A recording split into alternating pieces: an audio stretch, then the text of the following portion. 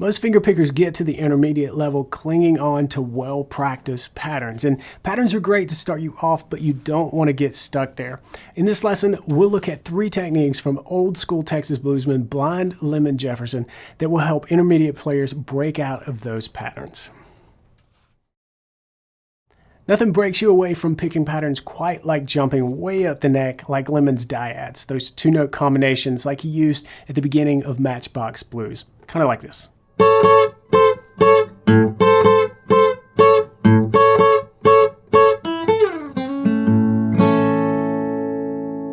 It can be tricky for sure to venture out of the open position comfort zone, but if we don't, we're going to miss out on punchy moves like that. And fortunately, this one isn't really all that difficult once you build a foundation in the basics of fingerpicking. And by the way, if you need to build that foundation, grab my free fingerpicking quick start guide at the link below. But let's take a look at how we can play this simple move, but really make it pop. This is where we're going. It's the long A chord, but we're starting with a different A chord in mind, the A major triad here in the 9th position, although we don't need all 3 notes, so we're going to call this a dyad, the 2-note grouping, the A on the 2nd string 10th fret and the C sharp on the 1st string 9th fret.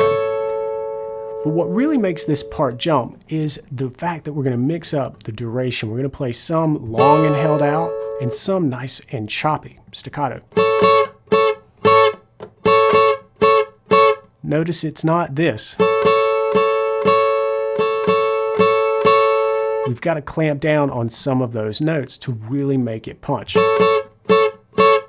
the other thing that we can do to add some nice variation here is do a very bluesy move and incorporate the minor third. C sharp is the major third of A, and if we drop that down a half a step, we get the minor third. So we get this interplay between major and minor, which the blues is famous for, and I think this is a brilliant use of that move.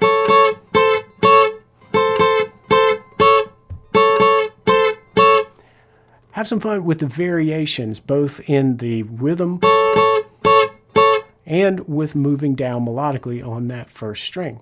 But we can also bring in the 5th string open, just punch down on that.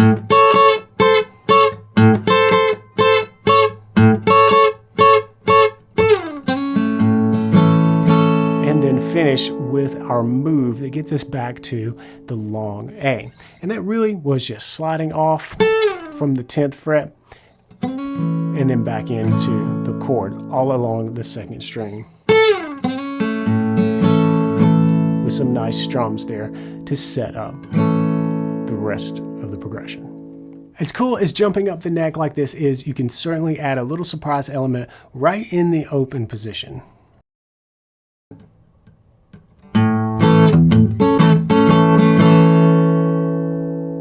When Lemon does this, it sounds like the chord is just stumbling out of the guitar, but he catches it right before it hits the ground.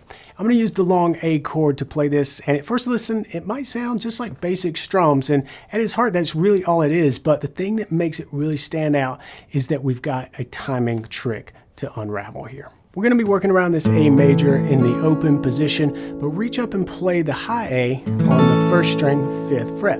That makes this the long A for obvious reasons, but what's not so obvious about this part is the timing. We're going to play a measure of 2-4, so we're just going to count to 2, and then we're going to settle back into 4-4 timing.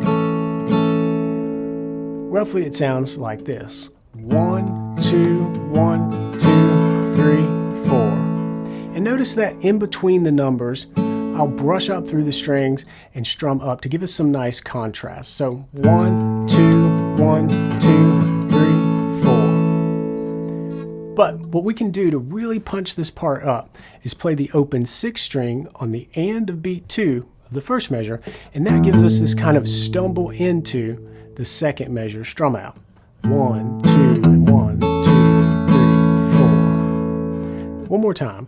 1, 2, and 1, and 2, 3, 4. The other thing we can do is really lean into the staccato sound, maybe on beat 2 of that 2nd measure, to kind of choke it out and really give that catching the chord sound. 1, 2, and 1, and 2, 3, 4. So we get some sort of push-pull, some start-stop here by doing all of those things. That one takes a bit to get used to, and it shows up in many of Lemon's tunes. It's quirky and unpredictable, especially when you pair it with some of my favorite Lemon tricks, like this next one.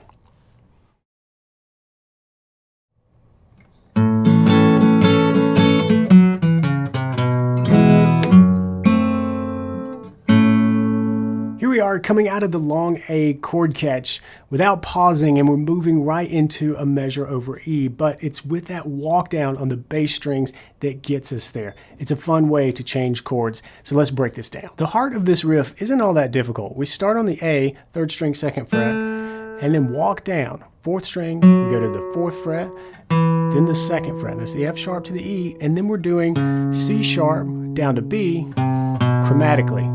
So we hit all those frets, the 4th fret, 3rd fret, and the 2nd fret there. So the run is... But there are a couple of tricks at play here. First of all is when we're going to play it. And you can move this to different parts of the progression, but it works really well to connect the long A to the E. So we're going to start it on the and of 4 from our long A measure. So we're switching between those big strumming motions to, on the end of 4, a little pickup note, just playing that 3rd string by itself. So we're switching from a big motion to a more accurate motion, right? And then we're moving down into our riff. And we might not want to land like this. It might feel natural to just roll through your fingers there, ring finger, middle finger, index finger, and land on the B that way. But if you do that, you're not going to be well set up for what's coming, which is a strum on that E. So instead, just back that middle finger down to the 2nd string and then strum. So be aware of those two things, that pickup note that starts this and then moving into the B with your middle finger for strumming down through E. Now, let's take a look at a performance similar to Matchbox Blues that brings these moves together. Premium members, you're going to have the tab and notation for this performance along with the interactive tab player in the My BGI library. Just look for lesson ID TB491.